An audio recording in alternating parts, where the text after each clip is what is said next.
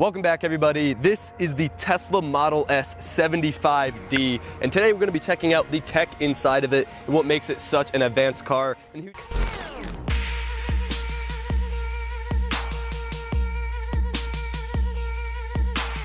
So we're going to start with the key because it's kind of the natural first step. There's actually a lot of tech inside of the key. So when the car is locked and you go up to the car with the key in your pocket, the door handles will auto-present themselves and come out of the recessed mode so you can then pull it and open the door. And there are also a couple other things with the key. So you can open the trunk with two presses of the back of the key where the trunk is because it's shaped like the car. Like that. And then you can press the front of it twice and open up the frunk or the front trunk. However, with the front trunk, you do need to manually lift it due to just like automobile restrictions. And probably the coolest feature of the key is the summoning feature. So if you hold the top of the key, you wait a little bit until the lights start flashing yellow, and then you press the front of the key.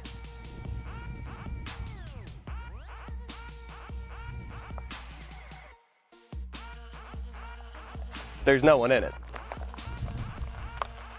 There's no one in that car. And then you can press it again to stop. There's even a lot of tech in the headlights and taillights. So in the headlights themselves, you have the diffused outer headlight, you have the turn signal on the edge. On the inside of it, you have a set of LED headlights that are for turning, so when you turn, it automatically lights up where you're turning to, and then it has the main headlight itself, and they look really cool. So the taillights don't have quite as much going on as the headlights do, but you can see they are LED taillights on either side. And then the brake light is this bar on top as well, which is a really cool kind of accent way of showing a brake light. All right, and one of the last things I want to check out on the outside of the car is all of the sensors. So they have a lot of cameras for the autopilot functionality, as well as ultrasonic and radar sensors that give it a lot of data to work with. So you can see some of the ultrasonic sensors down here. These are used for parking assist. And as we go across the car, there are really just cameras everywhere. So we have a camera in the side right here. We move forward a little bit. We have a camera right here. And this whole unit also serves as the blinker. So it's kind of just a dual functionality there. Looks really cool. Up top on the windshield, you're not going to be able to see it too well, is a set of 3 cameras placed at different angles, so they see different areas of the road in front of them and get as much data and information as possible. Around front, we have more of those ultrasonic sensors and radar behind there as well to get more data. Again, the more data, the better, because it is able to drive itself, which is just absolutely insane. And then it's the same thing on this side. It's just the same camera locations and whatnot. And finally, that brings us over here to a little bit of different topic, but this is where the charging port is. So when you have the key in your pocket and you're close to it, you can just tap that, opens up and the light goes on, and that's where you plug it in to start charging. And there are a bunch of adapters and stuff to use different types of ports. So here's actually the charging cables and stuff that you use to charge it. So this is what goes into the actual port. That's why it looks all nice and stuff. Has a button right here, so when it's plugged into the wall, this button will actually open up the charging port, so you can then just go and plug it in. This is the really big plug-in unit, and then there's also adapters and stuff if you're using a smaller one to make it work no matter what. Now let's hop inside the car and see what's going on in there. So we're now inside of the car. The first thing I want to mention is that there's no on button. So you get in with the keys, and then once you hit the brake button, the car is just on and you can start moving. Then when you get out and you get about 20 feet away from the car, it will then turn off and it will lock everything up and it will be off essentially. And then we're working with 2 displays in the Tesla Model S. So we have one display up there that you can see on B-roll. You can't see it right now live. And that's where you'll have like your speedometer and other information and a little icon of the car that matches the car. Like if I press the brake lights in the little icon come on. Very cool stuff. And then we have the main attraction.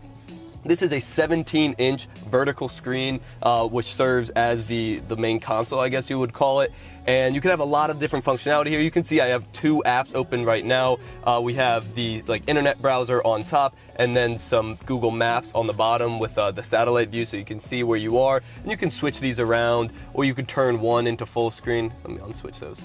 Or you could turn one into full screen if you want to, watch MS Tech or something, or then put it back into non-full screen. If you want to get something else there, you can just take the music, drag it right there, and then the music will come up. And one thing that I want to mention with this is that it actually has built-in an LTE. So Tesla actually pays for that LTE, and that's how this is connected and gets data. So you can't connect your phone to it, but this unit itself basically serves as a giant tablet with its own LTE network, so you can get all the information and streaming music and stuff like that right there. But it won't actually play videos, and I want to include that because that's smart. You know, if you loaded up a YouTube video, it's not safe driving to be watching a YouTube video while driving. So you can load up web pages and get basic stuff on there, but no videos because, you know, safety.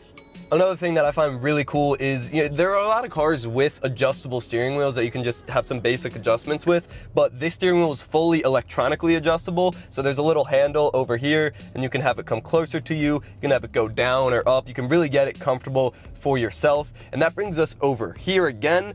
So there's a lot of information and a lot of settings and a lot of stuff you can control. There's a few things I'm going to highlight, but there's just no way I can practically cover everything that it has to offer. So I'm just going to go over a few things. You have driver profiles, so it has all the information you need per your driver, so like the settings you use and that kind of stuff is saved per driver, so you can just click who you are and it will automatically adjust to the settings that you use. And then this is like the main controls and settings area. There's so much stuff within this I guess application within the console. The example I'm going to show is the sunroof. If you want to open the sunroof, you just drag the sunroof down and it will start opening, and then you can click stop, you can close it. There's a lot of really cool stuff in there. The cool thing is also that, like, you can see the car in here on the screen is blue because this car is blue the same way the icon on this display is blue. It's just the little things like that that really add up to like a really solid experience with this car. You still have a charging screen that shows you your charging information. You can set it to charge at certain times, set it to charge to a certain amount, a lot of cool stuff like that. And you even have bioweapon defense mode, which you can click there, and there's a huge air as you can see, it turns on. It pressurized the car. It just pressurized the car. So there's this huge HEPA filter in there. That's why the new front trunks are smaller than the old version of the Model S, because they have that huge air filter. And that's gonna be really great in cities with a lot of pollution. It'll keep you nice and healthy, make sure the air you're breathing is healthy. That's just, you know, Elon Musk being Elon Musk and doing crazy things. There's a lot more information and settings and stuff that you can control in there. No way I'm gonna touch on it all, but those were some of the coolest parts. All right, so this is what full acceleration looks like in the 75D.